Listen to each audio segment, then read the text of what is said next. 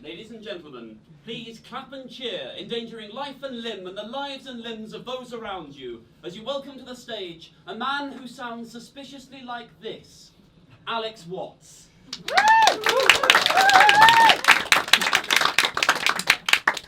The year is 2055. The lads have taken over. Banter is omnipresent. Everything has been designated cheeky. Things that were previously cheeky have been upgraded. Just popping off to a cheeky funeral after this. Might stop on the way for a deeply inappropriate pint and to listen to the extremely offensive girls. Hello, thank you all very much for coming. You are wonderful. I am Alex Watts. There is no reason you should know what that means unless why you should care. Let's colour in some boundaries. I am quite sentimental.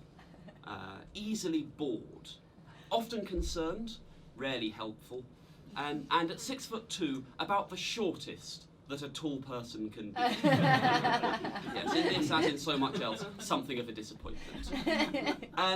Easily bored. Let's focus on that one. Easily bored. I've got this job. It's really boring. I found that out easily. I was sitting there one morning looking at an email from someone who works in sales, watching the Marvel movie Thor and trying to work out how to jazz up a boring office job, and I was still bored, and that's three things. The Marvel movie Thor, by the way, is the most heteronormative of the Marvel movies. That's clear to me. I think it should be clear to you. The dramatic climax is a big burly blonde bloke smashing a rainbow to bits with a hammer. The symbolism is clear. I much prefer the sequel, Thor 2, Too Thor, Too Furious. Yes, I will burn in hell for that one. Perhaps because I was watching Thor, I thought that a way to jazz up a boring office job might be for every morning someone to come out and give you a rousing eve of battle speech. And I've produced a prototype for how that might go. At the end of the speech, I'm going to roar a word into the audience. And if you feel like I've sufficiently roused you up, you might want to roar that word back at me. And we'll be like a big clan of administrative Vikings. I appreciate that's a lot to ask at this time of day. It's before lunch, I am not at my best myself. But it may be a little early in our relationship for me to tell you this, I trust you. I do trust you to fill this room with noise. It is, after all, the size of a relatively big dog. It's fine, I think we can do it. So, 9 a.m. You've just sunk your 19th coffee of the day trying to startle an impression of life into what remains of your brain. Men and women of Patterson's Plastics. Free peoples of the HR department. My brothers! The day we long feared has come at last. But remember your training.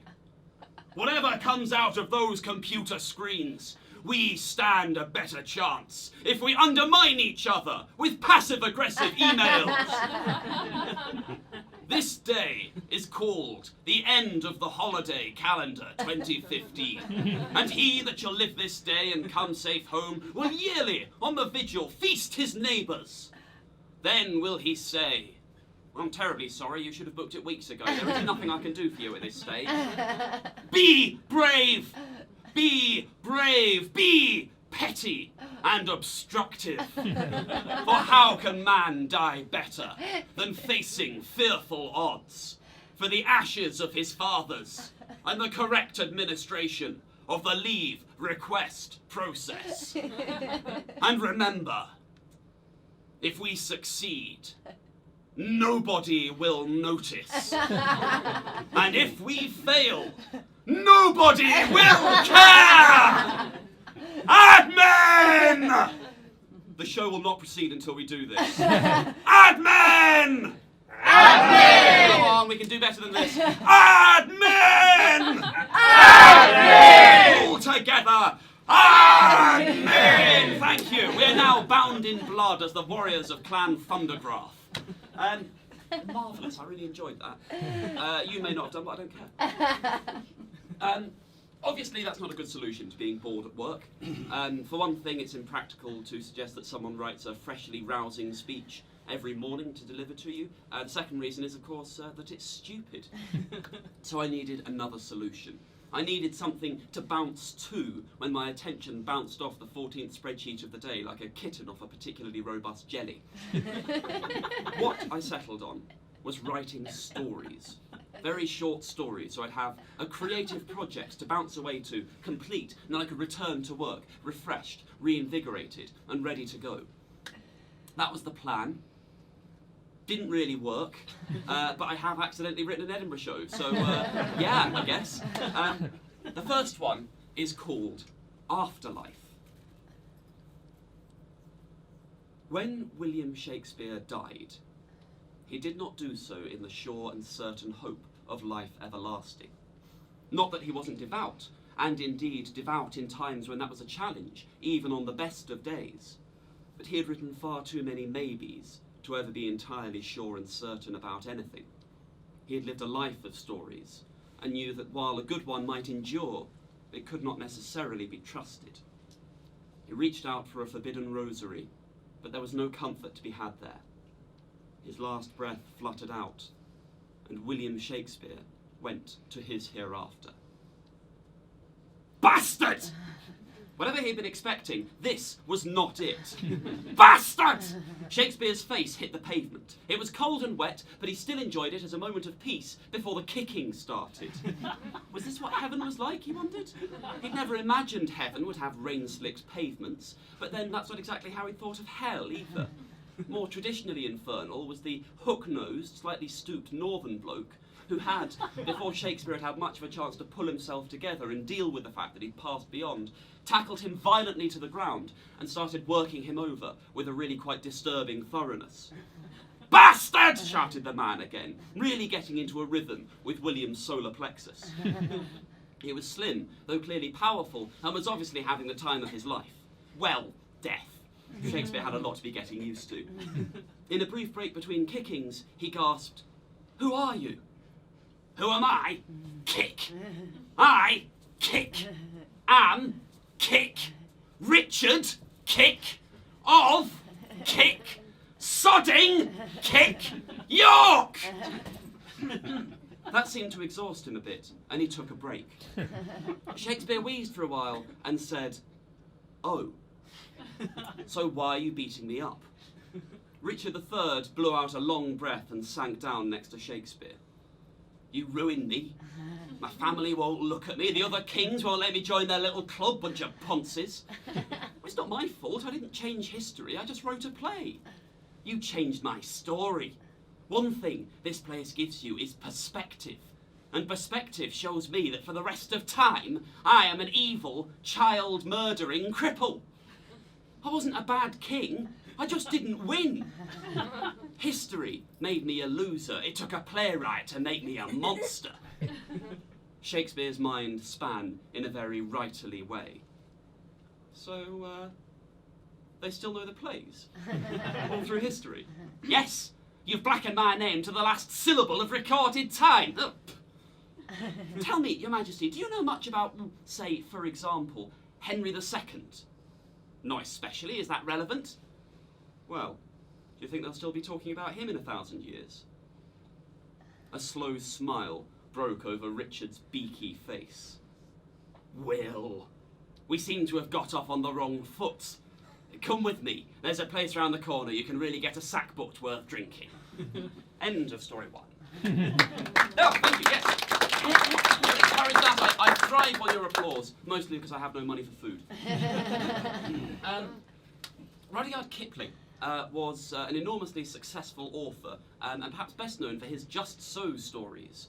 Whimsical Victorian tales telling children how the animals ended up the way what they did. How the elephant got his trunk, how the leopard got his spots, how the lizard Cameron got his nearly convincing human face. Yes, good reaction for that. And I'm afraid that's the only piece of political material in the show. Sorry, I should make it clear, I do really, really hate them, even though I am basically cosplaying a Tory. I don't think Kipling is the only person who can pull this trick. I myself want a slice of that enormously successful Kipling pie? Yes, yes, a sort of ripple of acceptance of that terrible pun. It's all it deserves, possibly more than it deserves. Sharp!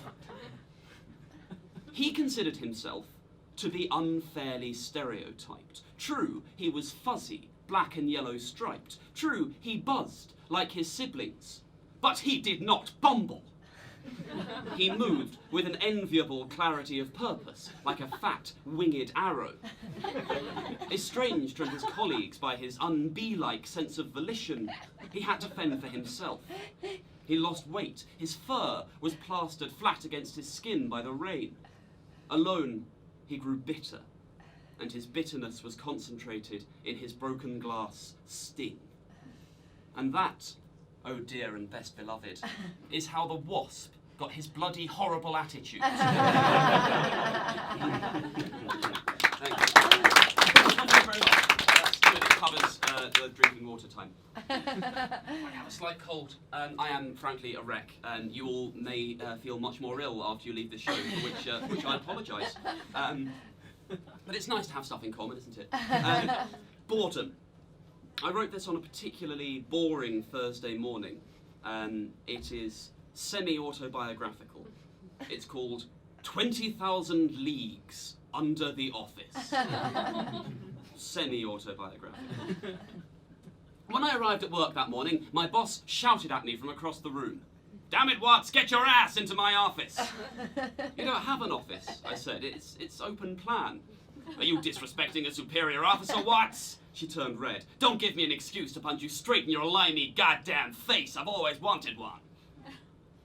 "You're from Essex," I said. "Why are you doing that ridiculous accent?" She punched me straight in my limey goddamn face.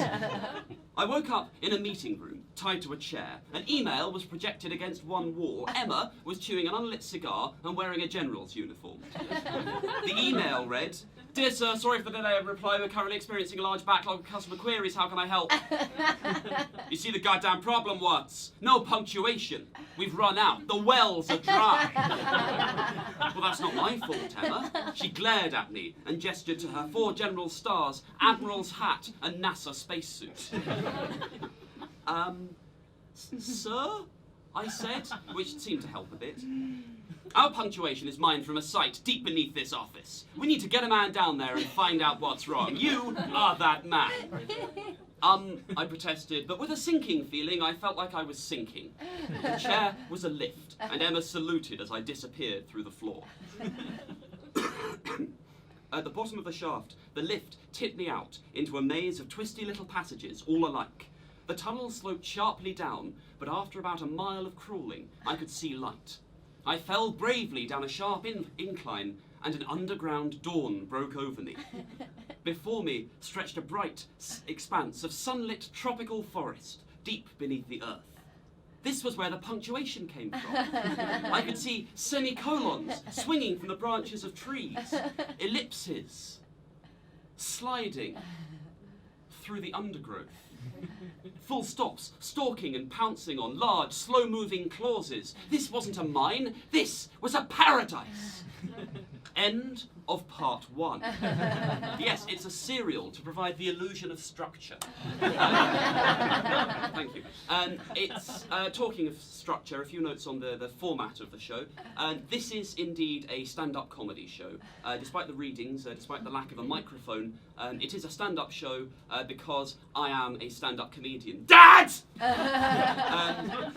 I'm not using a microphone because I think in a room this size it would basically be arrogant. If I can wave at the back row, hello, I can probably make myself heard. I've faced many challenges on stage, having to be alluring to a woman, saying the word remuneration reliably 5 nights a week. Even, the greatest challenge of all, appearing to be French. But volume has never been an issue. Most of the stories are intended to end on a frankly deeply upsetting punchline, or illustrate some kind of funny idea. 1 or 2 of them aren't. 1 or 2 of them are a bit darker, a bit stranger, with at least pretensions of literary pretensions. This is to make me appear deep so I can impress girls. It's not time for those yet, though. I'm still making a first impression. I don't want you thinking of me as the Squid Man. Not yet, anyway. That will make sense in time. Or, as it happens, not. We shall see. This story is called Ghost Signs. Marley was dead to begin with. He won't be any less dead by the end of the story, but he hangs around like most ghosts because of unfinished business. Jeff Marley was a literal-minded man in life. He never met a metaphor he got along with. Work as a sign painter suited him. There is a certain certainty that comes with painting the word bakery on the wall of a baker's establishment. He saw another side to it when, mid-job, he clutched his left arm and keeled over halfway through the last word. Now, Jeff wanders the spectral world, doomed forever by the London School of Business. Yes, all it deserves, thank you. Tips for survival in an office. It is possible to do well in an office. It is possible to thrive and prosper. And it's never about doing your job. It's always about communication. What you say, who to, and why. I have found a path to success, or at any rate not being fired yet, through mastery of the passive voice. For example, mistakes were made. There is no need to discuss who made those mistakes or how they happened. They're like weather or earthquakes. They just come along. Another key thing is the ability to say something without actually saying anything. The ability to make a contribution entirely empty of content. This is actually a rhetorical device known as If by Whiskey. It's named after a speech given by a Tennessee senator who was called upon in the 1920s to give his opinion about whether or not prohibition should be repealed. And I've sort of taken that and run with it, but in a stupid direction. If by whiskey you mean the devil's brew, the poison scourge that dethrones reason and destroys the home, then I am certainly against it. The crowd stirred and muttered in the state capitol building. There was some applause. But if, when you say whiskey, you mean the oil of conversation, the philosophic wine that puts a spring in an old man's step on a cold winter morning, then I am certainly for it. There was some shouting, but also rather more applause. What history does not record is that Noah S. Sweat, also known as Soggy, and as young a firecracker of a lawmaker who was ever elected to the House at the age of only 24, continued to speak. Now, if by whiskey you mean the barrel of fermented bread and rat droppings I drank with my friend Harry when his wife left him, I will oppose it with the last breath in my body. Harry's blind now, and I still get these migraines. The crowd murmured uncertainly while Noah rambled, like a nail going right through my head, you know, and everything gets these weird outlines. He pulled himself together. If, on the other hand, by whiskey you mean the excellent single malt my father shared with me on the occasion of my 18th birthday before we made a gentleman's excursion to Madame Potpourri's celebrated cat house, I would say, yum, yum, yum, is there any more? He belched behind a discreet hand, took a firm grip on the lectern, and another sip from the pewter pot he had loudly assured everyone contained spring water. If, by whiskey, you mean a dog, you're wrong! But if, by whiskey, you mean a drink of Scottish derivation brewed from grain and matured in a wooden cask, I would have to admit you were right, award you 10 points, and send you through to the bonus round. He chuckled and looked around the room. Does anyone have any peanuts? The increasingly confused crowd conveyed by means of hubbub that they did not have any peanuts, and watched the young lawyer drain his drink and refill it from a bottle concealed in a brown paper bag. Where was I? If by whiskey, shouted an onlooker. Oh, yes. If by whiskey you mean that horrible stuff that gives you a hangover for 2.5 days and makes your eyeballs feel like they've been dried out by Satan, no. But if, when you say whiskey, you mean that you're buying, thanks, mine's a large scotch, He looked around a little and seemed to take possession of himself. Ladies and gentlemen, I am tired now, so I will take my leave to have a kebab and a little lie down. I trust I have made my position plain. He fell off the lectern. Prohibition was not repealed in Mississippi for a further 14 years. Thank you. You may. Boredom. One way to avoid boredom is to make of your brain a toy box, to stock it with characters that you can take out and play with on boring train journeys or long, listless days in the office, as we used to with our sisters' Barbie dolls. And if you say you didn't, you're a liar, sir. Something I quite enjoyed writing these stories is playing with other people's toys. You can do things that they would never have thought of. They're too locked into the original conception of the story. C.S. Lewis, for example, would never have been able to write a story about Aslan and Mr. Tumnus opening a hat shop, for example. I'm aware that we are drifting into the somewhat vexed territory of fan fiction here, and I'd like to reassure you all that there will be no sex. Winnie the Pooh is not about to have a dawning and increasingly passionate realization of his relationship with Christopher Robin.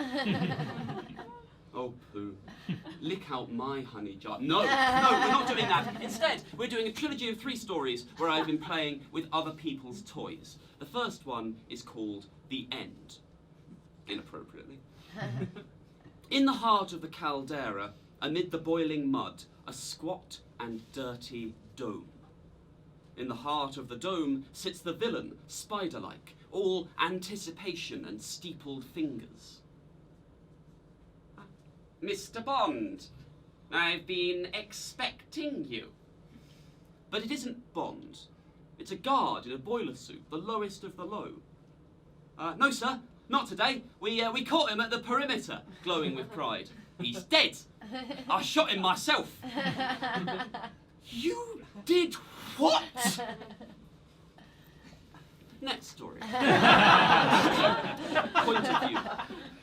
A spokesman's face shone under the studio lights. This administration is in no way opposed to legitimate protest. In fact, the activities of this so-called folk hero undermine the very worthwhile work of genuine community leaders. Yes, and how is that, Sheriff? Well, the outlaw, and that's what he is, has used, essentially, branding to portray himself as an activist working for the people of Sherwood. In reality, Robin is a member of the landed gentry pursuing a regressive campaign to literally steal taxes from hard-working families. I ask you, how is that fair? The studio doors burst open. An arrow hit the camera. Oh, not again. Guards! Ideal homes. These 3 Sherlocks walk into a pub, right? You've got a classic Holmes, a modern Holmes, and, well, another one. The classic Holmes, wearing a deerstalker, said, I deduce from my surroundings that we are no longer in a crime or adventure format. The modern Holmes shook his phone petulantly. Oh, we're in a joke, aren't we? I can never get any signalling jokes. The other one leant on his cane, popped another pill. What am I even doing in here with you? This is a pub. We have bars in America. The classic Holmes let out a harsh, barking laugh. Ha ha! Why, you're one of us! Like hell I am, idiot. I'm a doctor. You're what? British detectives. The modern Holmes spun around. No, actually. You make brilliant deductions about people based on their appearance. Yeah. Address. 221B Baker Street. The classic Holmes piped up. Your best friend. Watson? Ha! No! They were crestfallen. Wilson. They beamed. In fact, look around. They're all us. The pub was full. Crowded, actually. There was an entire lineage of detectives propping up the bar, fighting over the cigarette machine. Sherlocks who had been cryogenically frozen, or sent back in time, or beamed into space. Holmeses fighting the Nazis, or aliens, or horrors from another dimension. And what's more, their descendants. Every detached, genius detective since 1886. policemen with a taste for Wagner and real ale, diminutive Belgians with a recognisably unshakable faith in their little grey cells, action heroes with lodgings in Baker Street, highly logical monks, ancient aliens with a familiar habit of dying and coming back. All very clever and all slightly broken, every one of them. The modern homes turn to the classic one. It's a bit of sleight of hand, actually. This isn't a joke. That's just an excuse to get us all together. It's more of a reunion, a tribute. We wanted to say thank you, all your grandchildren. None of us would be here without you. He turned to the room. I give you Sherlock Holmes. Sherlock Holmes, chorused the detectives.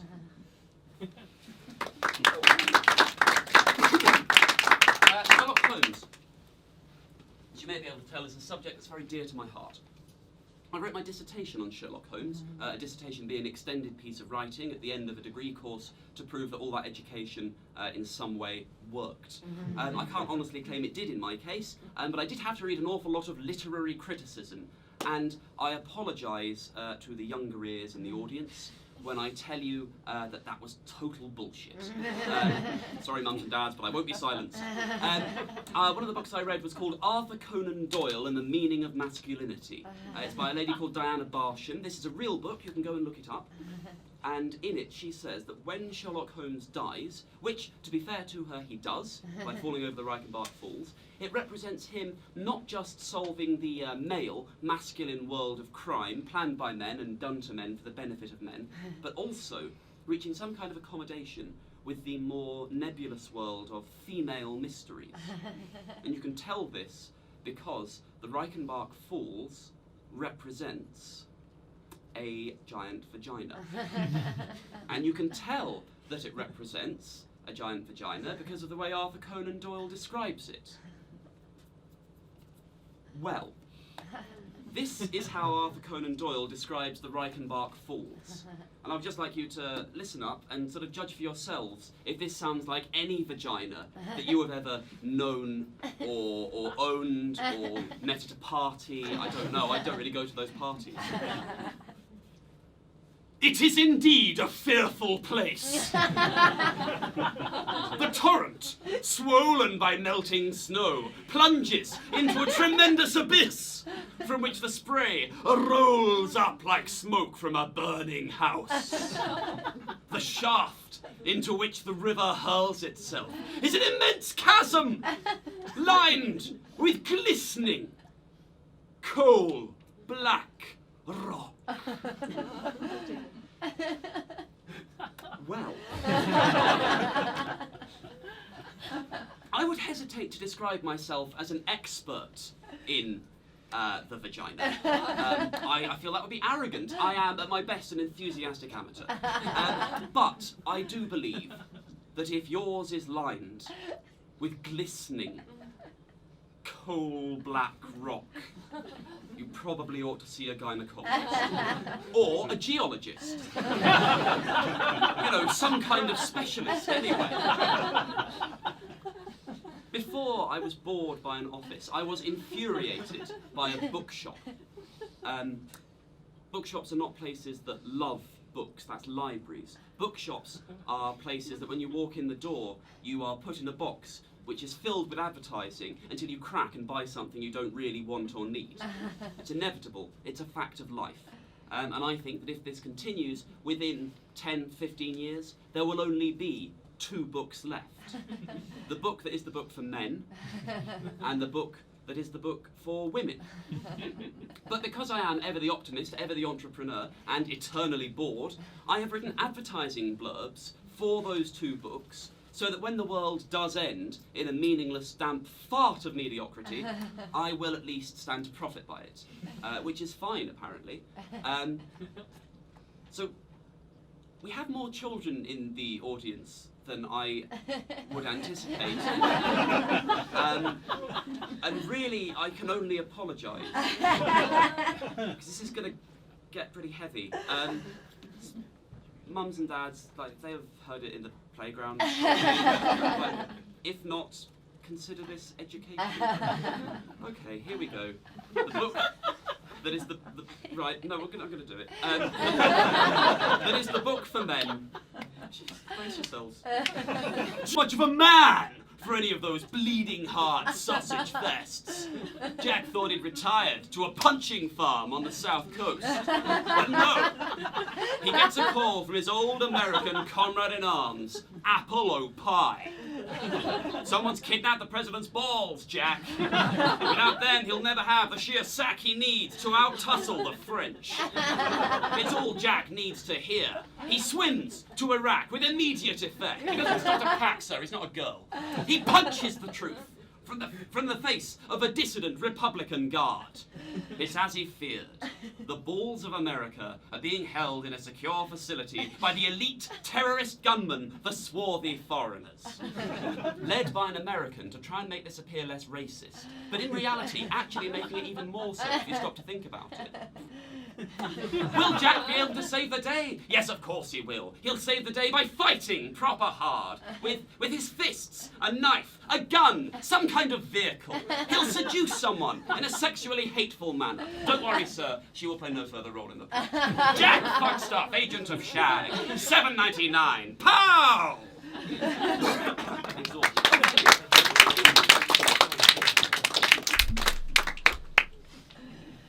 One down. Now, to balance it out, on the other side of the Reichenbach Falls, the book that is the book for women. Lucy Lady's Lovely Day by Rachel McFanny. Lucy Lady has a great car, a sweet job, and an amazing hat, but no boyfriend. Oh noes! Not for you, says her horoscope and best friend who hates her, Aquarius, bitch! In desperation, Lucy joins an evening class in, I have to confess, this is where my research kind of runs out on this one. I did have a look at the covers of a few books by Sophie Kinsella, but I just couldn't bear to go any further. So I need a little bit of help. This is the second and final piece of audience interaction in this, the show of a self-confessed coward. Madam, would you agree that you are a lady or woman? Yes, fantastic, thank you. Could I ask you for a word, a thing that women like, a noun, any old noun? A noun is describing an object. I'm sure you're not the worst female. No, I mean, I'm not meaning to do anyone else now. Just literally, like a noun is like a book or a show deadline. That's a noun. Please say a word. Flowers, thank you. Brilliant, that's been shorter, it's fine. In desperation, Lucy joins an evening class in Flowers, thank you, madam. And there, she meets two men. Richmond Penis, the arrogant bastard and amateur prostitute, and Graham Chump, the nice but ultimately useless waste of space of a man. They're two very different men. Richmond Penis can talk to a strange woman with perfect confidence. Graham Chump can talk strangely to a woman with embarrassing incontinence. Richmond Penis can get the cork out of a bottle of rare wine. Graham Chump, well, he can get his cock out, but it does take him some time. They're two very different men. And which will Lucy choose? Well, I suspect that you know. And I know. You know that I know, and I know that you know that I know, but you will nonetheless buy the book. $8.99, there's glitter on the front cover. Pow!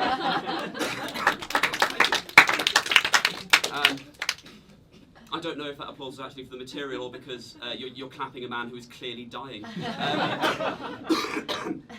TB lives on in Edinburgh. You may notice that because the people marketing to men are themselves men, then the man figure is a sort of juvenile power fantasy. But because, conversely, on the other hand, the people marketing to women are themselves men, the woman figure is someone who needs a man. It's not fair, it's structural sexism. Or, like, we need to burn the world and start again. good. Yes, strong reaction there for a violent revolution. Yes, and that's rippling out into the audience. Yes, it starts here. Brilliant, let's do it! Oh, suck it, Russell Brand, I'm the king of the revolution. Working in Waterstones. Let's not overthrow anything quite yet. Like, give it half an hour. Working in Waterstones, I became aware of a conspiracy going right to the heart of literature. The name of the conspiracy is Daisy Meadows. Is anyone familiar with the Daisy Meadows Flower Fairy books? No? Okay, you are a lucky audience. They are an endless series of very short novels for children about fairies. There's a fairy for every flower, every day of the week, every colour, constantly having adventures that they never remember the morals of because they have them again in the next book. I sold so many of them when I worked in Waterstones. No longer unprofessional for me to say that because I escaped. There was even, in a move of such astounding cynicism, it made my blood run cold, a royal baby fairy in a book published some months in advance of the royal baby's birth. Sickening. You would think that Daisy Meadows would be doing quite well off this. Not so. Daisy Meadows does not exist. Daisy, yes, gasps! Daisy Meadows, dare to believe, Daisy Meadows is the name of anyone who is prepared to sacrifice their art and their own name for a cut of the profits. If there is a Daisy Meadows in the room today, I am prepared to sacrifice my art and my own name for a cut of the profits. This is a fairy story, Daisy, take me with you! In the magical kingdom of Far Away, the rainbows sang, and every flower had its own fairy. Rose and Daisy danced together among the sunbeams, while Forget-Me-Not plaited Iris's hair. Daffodil reclined on a mushroom, painting the pretty scene, while Foxglove and Primrose played sweet music on harps made of cobwebs and dewdrops. Everything in the forest glade was beautiful and lovely, and all of the fairies were having the most wonderful time of their lives, just as they did every day. Perhaps later they could have a low-stakes quest to help a friendly child or find a lost treasure. Ooh, Foxglove had a sneaking suspicion the real treasure would turn out to be their friendship. Sadly, in the magical kingdom of Far Away, every flower has its own fairy, and there is no quality control process. The peace of the glade was disturbed by a distant sound, like someone tangling their wings, falling over a fox, and challenging it to a fight. Foxglove and Primrose packed away their harps, Daffodil leapt off her mushroom, Rose and Daisy stopped dancing, and Forget-Me-Not clutched Iris in terror. A shadow passed in front of the sun. Into the glade staggered a crumpled figure. One wing was bent entirely over its shoulder, and its eyes were bright and bloodshot. A dangerous smile revealed sharp teeth that flitted around the clearing, looking for a victim to settle on. One hand was curled into a fist with bloody knuckles. The other clutched a fairy-sized can of lager. There was silence in the forest. Foxglove tentatively piped up, "Hello, Thistle." Thistle's eyes suddenly focused. "Who the fuck left that bastard fox there?" All the fairies skittered and chorused variations on, "Oh, not I, Fairy Thistle," which could have been calculated to enrage an erratic drunk. "Fucking shut up, you toilets!" Thistle drained her can and flung it away, crushing a butterfly that had just emerged from its chrysalis. Thistle spun to face Forget-Me-Not. "Here, what's your name, Fairy Earwig? Have you got anything to fucking drink?" Forget-Me-Not stuttered, No, not today, Thistle." "Don't fucking lie to me, you little bleeder. I can smell it on ya!" Thistle advanced on Forget-Me-Not, and the other fairies melted away like a cowardly mist. This is just a rundlet of the honey liquor brewed by the bees." Thistle stuck out her scarred hand. No, it's a present for Princess Aurora. At the christening. Thistle was unmoved. Hand it over, you sack of piss and glitter. She popped the bung and sank the contents of the barrel in one. Quaw! That'll do, she breathed out, as satisfied as a thistle gets. Now, what the fuck is this christening? And why am I not invited? Fucking loving these up! While it is perfectly understandable why the fairy thistle wasn't invited to the christening, the king and queen could have saved themselves a lot of trouble with poisoned needles and sleeps for 1,000 years if they just arranged for a quiet table, a few discreet lagers, and left well alone. Important. This next one is called Bastard and Commander. Largely because that's quite a fun thing to say. If any of you meditate or practice mindfulness, I recommend it as a mantra. Bastard and Commander. Jack Fuckstuff, agent of Shag, pounced into his car. It was a Triumph hump, one of only 13 and a half ever made. And as he thumbed the ignition and thrust the fat gear stick authoritatively into first position, the engine roared like a powerful king. The seats were leather. Jack had killed the cows with his own fists. And the steering wheel was made from the vinyl from a lost Rolling Stones album. In the privacy of his head, and using his mouth, Jack called the car Predator. As the car burst around Cambridge Circus, making a noise like a massive bee carrying a gun, the view screen on the chrome dashboard chimed, and a face appeared. It was Big Balls, Jack's handler at Shag HQ. Stop poncing around the one-way system and get in here now, Fuckstuff. We have a code beef. As well you know, that means the entire civilized world is under threat. No more saunas, no more swimming pools, no more hot waitresses. Just vicars. As far as the eye can see. Jack thumped the steering wheel with a powerful fist. On my way, BB, keep a terrorist hot for me. The car turned in a masculine screech of tyres and slammed a cyclist robustly to the pavement. The gherkin rises proudly out of the financial district of the city of London's City of London. A symbol of prosperity, power, potency, prowess, pugnacity, proficiency, prestige, privilege, precedence, and sheer plums.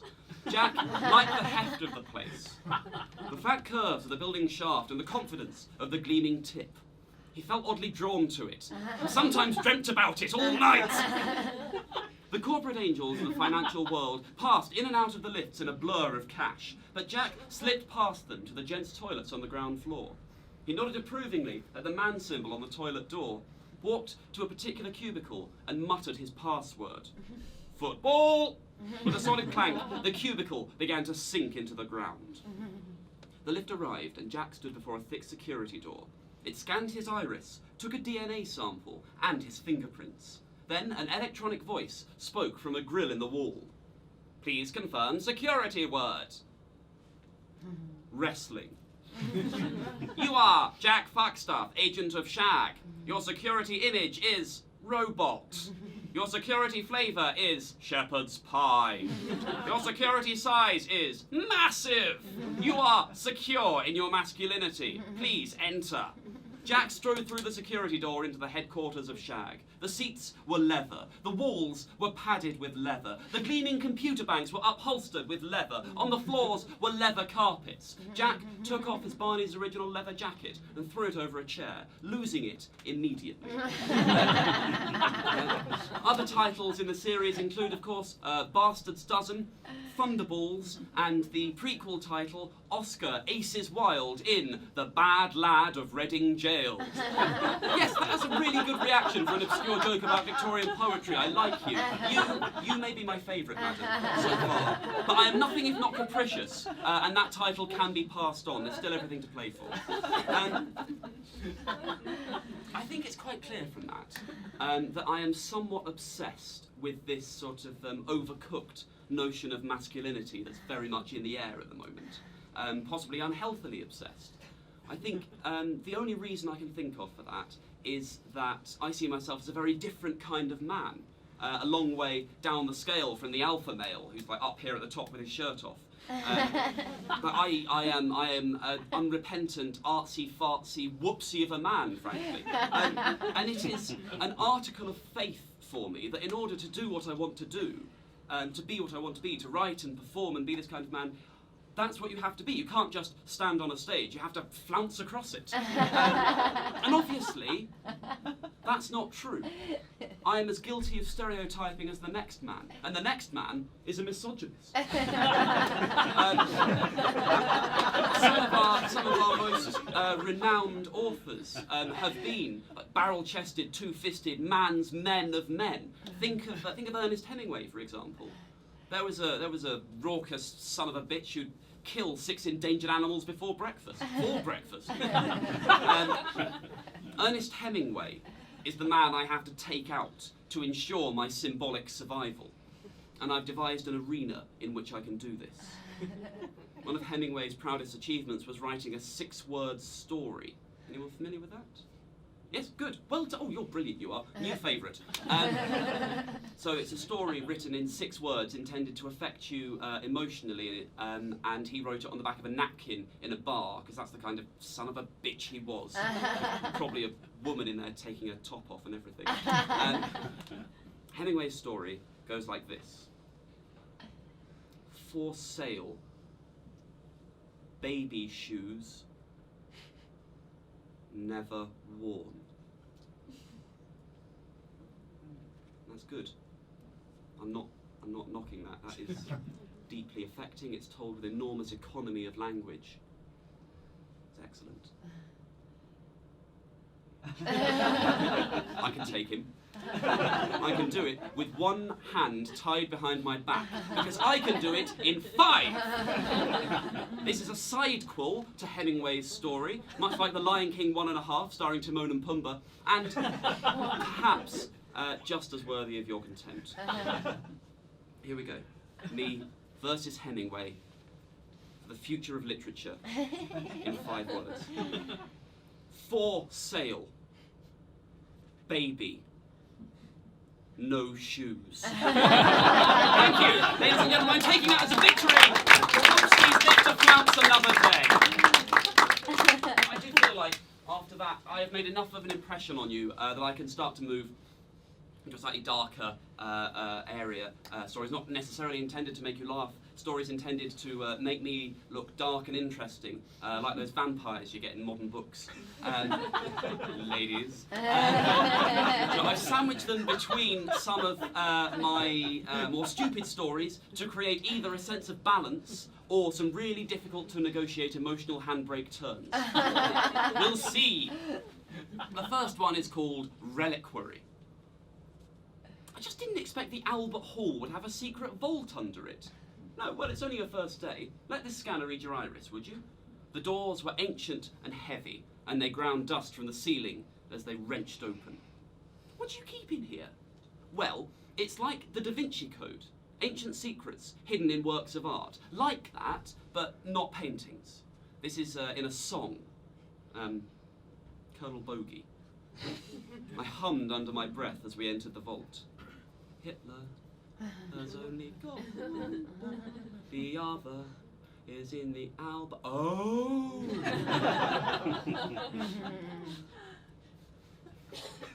Architeuthis. We live in the dark. Down in the deep places and the cold places, we fly in a thrash of tentacles and a jet of water.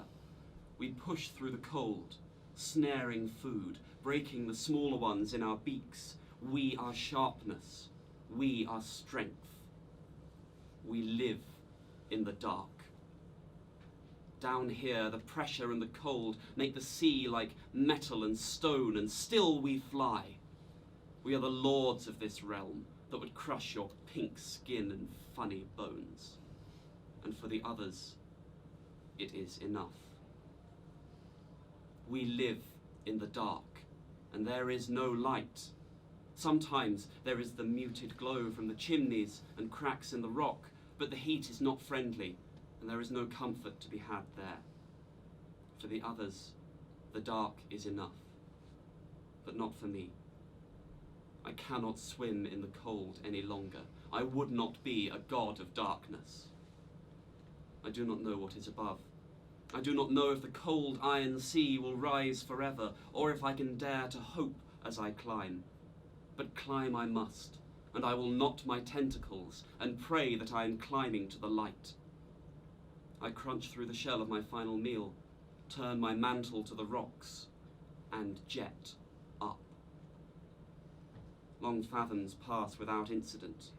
I feel the water move through me, feel my muscles work, constrict and release, constrict and release, because if I did not focus on that sensation, I would not know that I was moving. I could be hanging in the water, motionless and alone.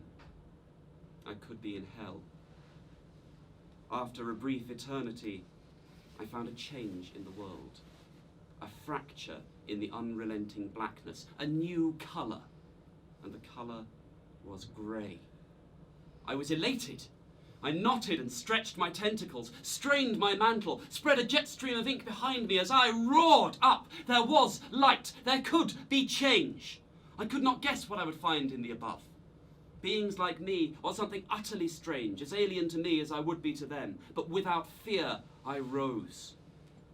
The changes came faster now. The grey gave way to deep blues that raced away from me, and I began to see swift and colourful fish. The cold equations of survival in the deep do not admit of a need for beauty, but I was learning fast, and my Krakenite soul rejoiced. I ignored the pain, the tearing from the inside. The deep holds us close, holds us together. I knew what it meant, the pain. I would not stop. In a final flourish, the water turning light blue, green, transparent all around me, I burst from the sea and bask on the surface. All over. Every journey done. No more pain, no more anything. Just the light. And before I lose myself in it entirely, I am so very glad. In roaring shall he rise, and on the surface die.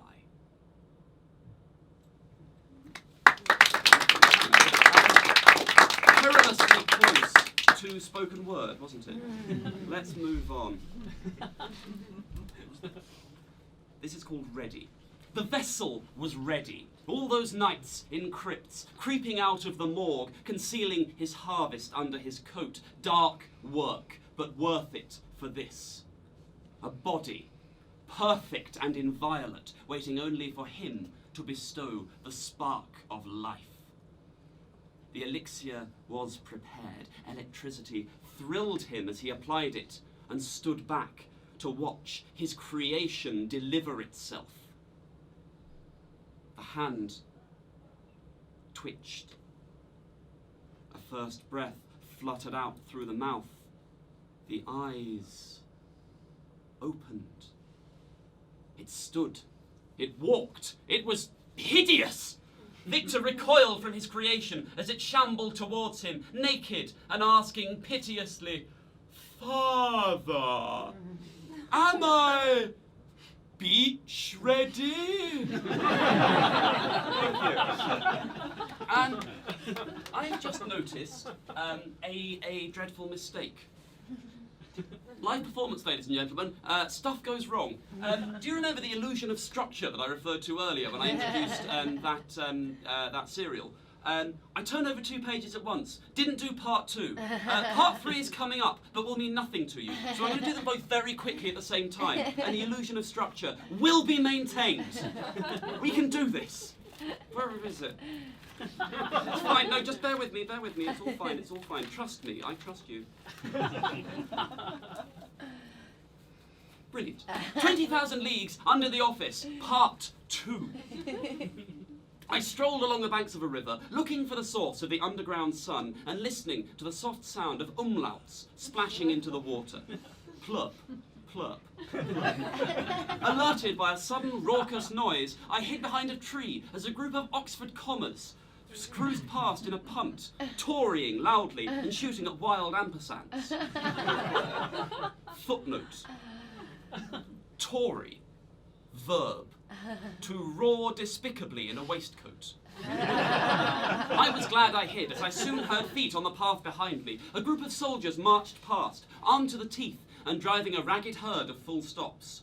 One of the full stops collapsed, and a soldier kicked it into a ditch at the side of the road. The macabre procession moved on. When the soldiers had gone, I crept over to the full stop. I couldn't believe anyone could be so pitiless as to drive an innocent punctuation mark into this state. I gave it some water from my canteen, scooped it up into my jacket to keep warm as I followed the trail. What I found horrified me. A stockade full of cages made from squared brackets, and every cage filled with punctuation. Hyphens crowded together till they were practically vertical. Quotation marks clustering around each other for warmth. Asterisks screaming incomprehensibly in corners. That one's gone. I could see question marks out in the open, carrying food for the captives. Ah, the quislings. Yes, one man. One person per audience gets that. It stays in. This had to stop. No one needed punctuation this much. I crept away into the forest, no idea what to do. I was only one man, and this needed an army. While I was wondering, my full stop, who I'd nicknamed Webster, woke up and leapt out of the nest he'd made in my jacket, hopping off into the undergrowth. I followed, worried for him, but Webster led me through the tangled vines, alerting me with clicks and grunts when I was in danger of treading on sleeping exclamation marks. In the clearing, an enormous something lay sleeping. In front of the snoring giant was a copyright symbol, smiling generously. I am known as the wise symbol of the woods, copyright asserted. Ask me a question, and I will grant you an answer for your personal use. O wise symbol of the woods, copyright asserted, how can I free this paradise from the slavers? End of part 2. However, instead of doing the rest of the show, we're just going to skip straight ahead to part 3. Live performance is fine. The illusion of structure is particularly rickety today. Thank you for staying with me. The 20,000 Leagues Under the Office, Part 3, in which, thank you, yes, well may you woo, lone woman. Or high-pitched man. The wise symbol of the woods, copyright asserted, thought briefly and said, if you can break the slavers' fortifications, the prisoners can fight back and escape. And he hit the ground 3 times with his mighty staff, copyright asserted. The giant behind him stirred and sat up. I realised what it was at once. A fully grown interrobang, some 4 stories tall. I led it through the woods to the slavers' camp. When it saw the stockade, it roared in fury and charged the slavers. All hell broke loose as they tried to organise a defence, but the interrobang wouldn't be stopped, and it ripped chunks from the stockade wall. The slavers had constructed a cannon out of backslashes, and they fired bullet points into the interrobang, but it just shrugged them off. With the perimeter breached, the cowed population of the forest surged out into battle. Commas bellowed wildly into the air. An ellipsis bit a fleeing soldier. He turned green and passed away. Eventually, the soldiers were thoroughly routed. The wise symbol of the woods, copyright asserted, appeared. You have done well, visitor. Well, I hope so, sir. We're talking out a piece now. We can still use punctuation up there, but it'll be fair now. Adventurous commas and full stops can go out into the world on tour, and in return, we can ship down long and unnecessary clauses for you to break up and feed upon, like that one. But I have one last question. Where does the sunlight come from? We're miles underground. Ah, young one, the underground land of punctuation is illuminated by the sun that Lynn Truss believes to shine out of her arse. Thank you. Thank you for going with me on that, despite the fact that I just did it wrong. This is what you come to Edinburgh for, things going wrong, right? Because then it's a proper story you can tell about the man who was bad. And we are approaching the end of the show. You may have noticed in the stories that I've told, there is an enormous amount of darkness and death. And that's because this is a wicked world. It's a world with a crack in it. It's a world of burnt toast and bus stations, tyranny and cruelty and unrequited love. And stories are our only hope. A wise man called G.K. Chesterton once said that fairy stories are important not because they tell us that dragons are real, but because they tell us that dragons can be defeated. Stories allow us to dream of a better world and live towards it. They allow us to live like Narnians, even if there isn't any Narnia. And so, calling on the power of stories and animated by the power of boredom, I have written a story which I intend to bring about world peace. In the interests of ending all human suffering forever, it is about the horrors of religious and racially motivated violence. In the interests of accessibility, it's written using the apparatus of a popular joke. It's called A pub walks into a horse. Oh Jesus, there's bits of horse everywhere! A gang of horses walk into an unrelated pub and smash it up. Questions are asked in Parliament. A horse walks into a horse. He is a disaffected foal who has been radicalised by a traditional country inn. The Prime Minister walks into a BBC studio and appeals for calm to leaders in the horse and pub community. But nonetheless, radical right-wing group Horses for Courses walk into pubs all over the country, causing chaos.